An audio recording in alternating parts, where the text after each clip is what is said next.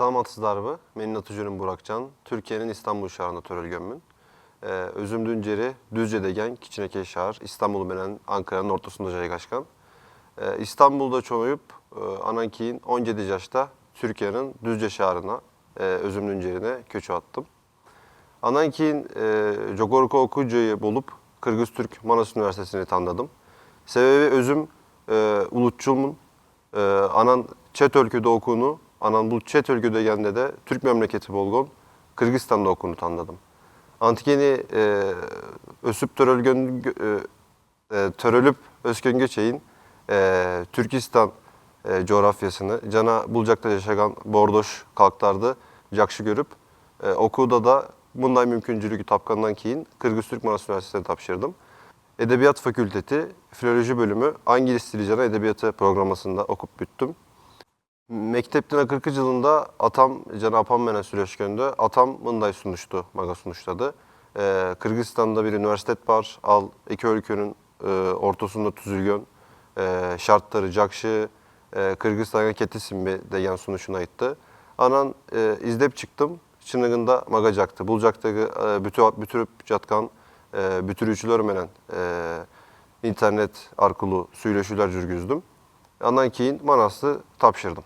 2021 yılın sentyabr ayından başlayıp Kırgızistan'da yaşatam. Üniversitemizin Edebiyat Fakülteti ayabay küçtü. Ben özümdün bölümü boyunca ayıtı alayın. Ben filologiya bölümünün studentimin. Bizim bölümde Kıtay dili cana edebiyatı, İngiliz dili cana edebiyatı, Rus dili cana edebiyatı bölümleri, programları var. Bizde Çınagında agaylarımız, eceylerimiz mıktı sonun dengelde bilim verişet bizge. Bağırdık abituriyentlerge Kırgız Türk Manas Üniversitesi'nde Edebiyat Fakülteti Filologiya bölümünü sunuştayım. Çındıgında ayabay jakşı ecelerimiz var. Cıldız Ece, Kanıke Ece, Gülnar Ece, Anarkan Ece, Çolpan Ece bölüm başçağız. Çında öyle bizde jakşı muamele kılışat, cana jogorku dengelde bilim verişet. Menin studentlik günlerimde Kızık'ta okuya göp. Antikeni ben Türkiye'den bulcaka gelgende bir ele milletim oku emez. Türkiye'den kalkıp Kırgızistan'a gelip bulcakta cönöle student boluğunu kıyaldangan emesmin. O şomda günlerde ötkör böldüm desem canışpayım. Bulcakta üniversitemizin studentlik keneşinde 2 yıl töreganın orun basarı bulup iştegenmin. Köp degen 20-30'dan aşık degile 50'den aşık projeklerde komandamızı ben atkardık. Kırgızistan'da bir ele Manas Üniversitesi'nde emez, sırtkıcaktaki üniversiteler menende, okuyucaylar menende sorun işler alpardık. 2021'de gelgenmin, 2022'den başlayıp azırkı gün göçeyin, 2026'ga geçeyin köpdegen studentlik kulüplerde tüzdük. Türk Düğünösü Tiyatro Kulübü, Türk Düğünösü Caşlar Birikmesi, Türk Düğünösü Caatu birikmesi degen 3'ten 3 studentlik birikmeni tüzü aldık. Köpdögön işçilerinde atkardık. Türk düğünüsünü Kırgızistan'ımızga, cana Türk memleketlerine kızmat kıldık dep işenem.